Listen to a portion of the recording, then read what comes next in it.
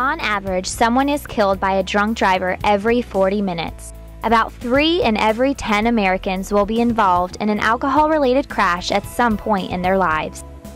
A first-time drunk driving offender has driven, on average, 87 times while under the influence prior to being arrested.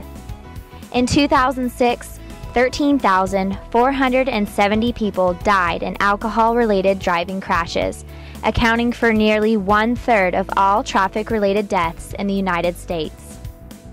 Every day, 36 people in the U.S. die, and approximately 700 more are injured in motor vehicle crashes that involve an alcohol-impaired driver. The annual cost of alcohol-related crashes totals more than $51 billion. But there are effective measures that can help prevent injuries and death from alcohol-impaired driving. College does make it difficult to really think about how serious the repercussions of drunk driving are, just because unfortunately it's a common thing. And with the groups and then the peer pressure and things like that, it really makes it hard to make the good conscious decision, especially when you're in a situation where you've been drinking all night. Making decisions like, oh, who's going to drive now is never easy. It's never like, no one ever wants to do it. So it's kind of one of those things where you're just in a situation and in the atmosphere where it's either A, ignored and just done anyways, or B, it's just a predicament that you're left in with your group of friends. So college is just like a way different atmosphere than it was in high school and things like that. And even after college, I think it's just this one pivotal point in our life where it happens far more often than it should. What me and my friends do to prevent drinking and driving, there's several different ways obviously to prevent it, but one we really try and do is pick a DD, pick someone that isn't going to drink that night, someone that doesn't mind. We take turns, and they will just know that they can't drink that night and that they're going to be driving us home.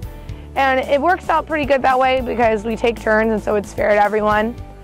Another way we do it is just plan it for a taxi. If we get to the point where we're like, okay, no one really can drive home, there's plenty of taxi services. It's really not even that expensive if you're splitting it with a group of people. It's just a safer option. You're guaranteed home safely. It's not worth it to risk it. It is illegal to drive with a blood alcohol content of 0.8% or higher in all 50 states, the District of Columbia, and Puerto Rico. More than any other age group, young men ages 18 to 20 are reported driving while under the influence of alcohol. Drivers are less likely to use seatbelts when they have been drinking. In 2005, 64% of the young drivers of passenger vehicles involved in fatal crashes who had also been drinking were unrestrained. Of the young drivers who had been drinking and were killed in crashes, 74% were not wearing their seatbelts. An instance in my life that has deterred me from drinking and driving is during my senior year of high school. We had the DUI simulation, and they used people from your school and they show you a real crash scenario, and the helicopters come in and one of your fellow students dies, and it really hit home for me. On average, over 2 million college students drive under the influence of alcohol each year. Nearly 1,400 college students are killed annually in accidents stemming from alcohol-related incidents, including driving under the influence.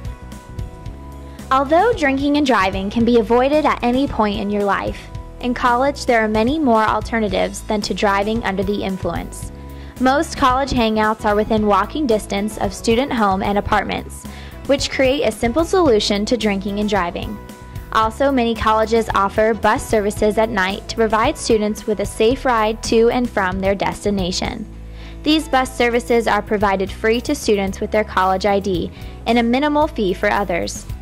Taxi services are also significantly less expensive for college students because they are usually not traveling too far and are often able to split the fare amongst a group of friends.